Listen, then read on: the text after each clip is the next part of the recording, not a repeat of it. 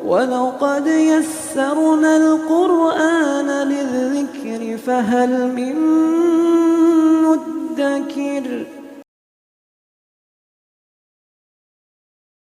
السلام علیکم ورحمۃ اللہ وبرکاتہ۔ الحمدللہ کفا وسلام علی عبادہ الذین اصطفیٰ، اما بعد۔ محترم ناظرین کرام، آسان درس قرآن کے اندر آج 18ویں پارے کا 8واں رکوع ہے، جس کے اندر 10 آیتیں ہیں۔ سورہ نور سورہ نمبر 24 میں آیت نمبر 11 سے آیت نمبر 20 تک۔ اعوذ باللہ من الشیطان الرجیم، بسم اللہ الرحمن الرحیم۔ ان الذین جاؤوا بالافک عصبۃ منکم لا تحسبوه شرا لکم بل هو خیر لکم لکل امرئ منهم ما اکتسب من الاثم والذی تولی کبرہ منهم له عذاب عظیم۔ بے شک جن لوگوں نے جھوٹا الزام لگایا ہے، یعنی ام المومنین عائشہ رضی اللہ عنہا پر، تو وہ تم ہی کا ایک چھوٹا گروہ ہے۔ تم لوگ اس کو اپنے لیے برا نہ سمجھو، بلکہ وہ تمہارے لیے بہتر ہے۔ جس نے الزام لگانے میں جتنا حصہ لیا ہے اتنا ہی گناہ کمایا، اور ان میں سے جس شخص نے، یعنی عبداللہ بن ابی بن سلول منافق نے الزام لگانے کا بڑا بوجھ جو آپ نے سر لیا ہے، اس کے لیے تو بہت بڑا عذاب یعنی جہنم ہے۔ لولا اس سمعتموہ ظن المؤمنون والمؤمنات بانفسہم خیرا وقالوا ھذا افک مبین۔ اے مسلمانوں، جب تم لوگوں نے یہ زنا کے الزام والی بات سنی تو تم مسلمان مردوں اور عورتوں نے اپنے ہی جیسے مسلمان مردوں اور عورتوں کے بارے میں اچھا گمان کیوں نہیں کیا، اور کیوں نہیں کہہ دیا یہ تو کھلم کھلا بہتان یعنی جھوٹ ہے۔ لولا جاءوا علیہ باربعۃ شہداء فاذا لم یاتوا بالشہداء فاولئک عند اللہ هم الکاذبون۔ زنا کا الزام لگانے والے اپنی سچائی پر 4 گواہ کیوں نہیں لے آئے؟ تو جب وہ 4 گواہ نہیں لا سکے تو وہی لوگ اللہ کے نزدیک پکے جھوٹے ہیں۔ ولولا فضل اللہ علیکم ورحمتہ فی الدنیا والآخرۃ لمسکم فیما افضتم فیہ عذاب عظیم۔ اے مسلمانوں، اگر تم پر دنیا اور آخرت میں اللہ کا فضل اور اس کی رحمت نہ ہوتی تو جن باتوں میں تم پڑ گئے تھے ان کی وجہ سے تم پر اس وقت بہت بڑا عذاب آ جاتا۔ استلقونہ بألسنتکم وتقولون بافواہکم ما لیس لکم بہ علم وتحسبونہ ہینا وہو عند اللہ عظیم۔ جب تم لوگ یعنی زنا کے جھوٹے الزام کو ایک دوسرے سے نقل کر رہے تھے اور تم اپنی زبان پر ایسی بات لاتے تھے جس کا تمہیں کوئی علم نہیں تھا، اور تم لوگ اس بات کو ایک معمولی سمجھ رہے تھے جبکہ وہ اللہ کے نزدیک بڑی سنگین بات تھی۔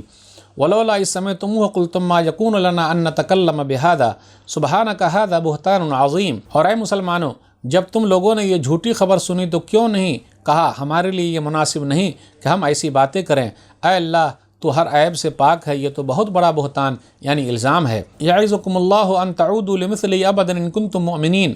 اے مسلمانوں، اللہ تمہیں نصیحت کرتا ہے کہ اگر تم ایمان والے ہو تو دوبارہ کبھی ایسی غلطی نہ کرنا۔ ویبین اللہ لکم الآیات واللہ علیم حکیم۔ اور اللہ تمہیں سمجھانے کے لیے ہدایت کی باتیں صاف صاف بیان کرتا ہے، اور اللہ سب کچھ جاننے والا بڑی حکمت والا ہے۔ ان الذین یحبون ان تشیع الفاحشۃ فی الذین آمنوا لهم عذاب علیم فی الدنیا والآخرہ واللہ یعلم وانتم لا تعلمون۔ بے شک جو لوگ ایمان والوں میں بدکاری یعنی برائی پھیلانا چاہتے ہیں ان کے لیے دنیا اور آخرت میں دردناک یعنی بہت تکلیف والا عذاب ہے، اور اللہ کو سب کچھ معلوم ہے اور تم کچھ بھی نہیں جانتے۔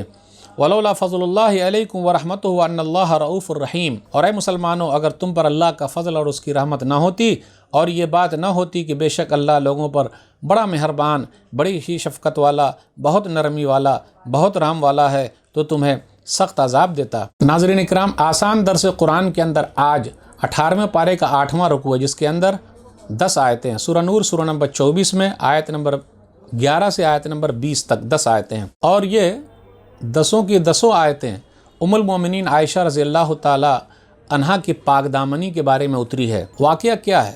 غزوہ بنی مستلق یا غزوہ مریسی، اس کے اندر یہ واقعہ پیش آیا۔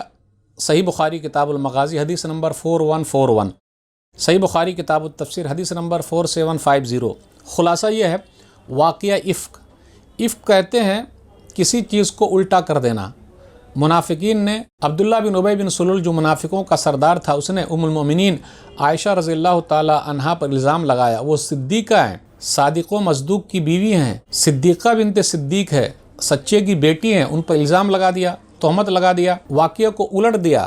اس لیے افک کا معنی الٹ دینا، تو واقعہ افک کا ذکر ہے۔ واقعہ کچھ یوں ہے، ام المومنین عائشہ رضی اللہ تعالی عنہا اپنا ہار تلاش کرنے کے لیے گئی۔ نبی صلی اللہ علیہ وسلم غزوے سے واپس آ رہے تھے، مدینہ کے قریب پڑاؤ ڈالا تھا، تو لوگوں نے یہ سمجھا کہ وہ اونٹنی میں بیٹھی ہوئی ہیں، ان کی اونٹنی کو لے کر آ گئے۔ جب وہ واپس آئی تو دیکھا ہار تو وہیں گرا ہوا ہے، تو وہیں پر وہ بیٹھے رہی کہ لوگ آئیں گے لینے کے لیے۔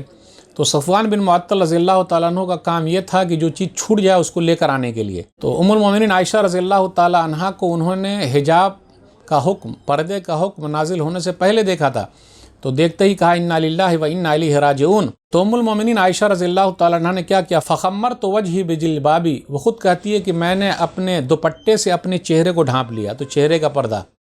اور اس کے بعد انہوں نے اونٹنی کو آگے بڑھایا، وہ اونٹنی پر سوار ہوئی اور آ کر مدینہ پہنچ گئی، قافلے کے ساتھ مل گئی. پتہ چلا عبداللہ بن ابی بن سلول کو، جو منافقوں کا سردار تھا، کہ وہ پیچھے سے آ رہی ہیں ام المومنین عائشہ رضی اللہ تعالیٰ عنہ، صفوان بن معطل رضی اللہ تعالیٰ عنہ لے کر آ رہے ہیں. تو اس نے الزام لگا دیا کہ یہ پیچھے کیوں ہے، آخر ان کے ساتھ کیوں آ رہی ہے، نعوذ باللہ. اور اس کے پروپیگنڈے میں 3 مسلمان بھی آ گئے، حسان بن ثابت رضی اللہ تعالیٰ عنہ، مصطح بن اساسہ رضی اللہ تعالیٰ عنہ، اور حمنہ بنت جہش، کہ نعوذ باللہ کچھ ہوگا، ایسا ہوگا، پیچھے کیوں رہ گئی. نبی صلی اللہ علیہ وسلم کو جب پتہ چلا تو آپ نے ام المومنین عائشہ رضی اللہ تعالیٰ عنہ کو کچھ دنوں کے لیے گھر بھیج دیا. ام المومنین عائشہ رضی اللہ تعالیٰ عنہ کو پتہ ہی نہیں کیا ہوا. 1 مہینے تک ایسا مسئلہ چلتا رہا. آپ غور کرتے ہوئے چلیں، پورے مدینے میں یہ بات پھیل گئی. نبی صلی اللہ علیہ وسلم کو اگر غیب کا علم ہوتا تو 1 مہینے تک پریشان کیوں ہوتے. عائشہ رضی اللہ تعالیٰ عنہ کہتی ہیں کہ میں تو روئی، اتنا روئی کہ میرے آنکھ میں آنسو نہیں رہے، ولا اقتحل بنوم، اور میں کبھی سوئی بھی نہیں.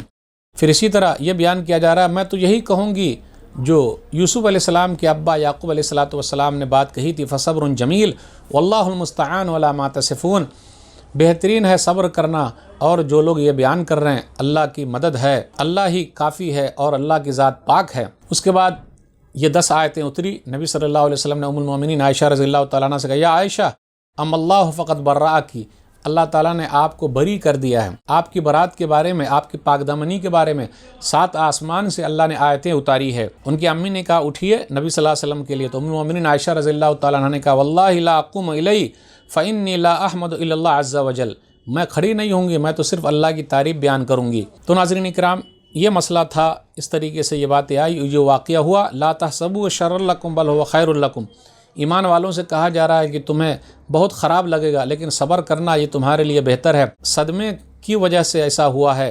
پھر اسی طرح آسمان سے اللہ تعالیٰ نے برات اتار دی، پاک دامنی کے بارے میں ذکر کر دیا، قیامت کی صبح تک یہ آیتیں پڑھی جاتی رہے گی.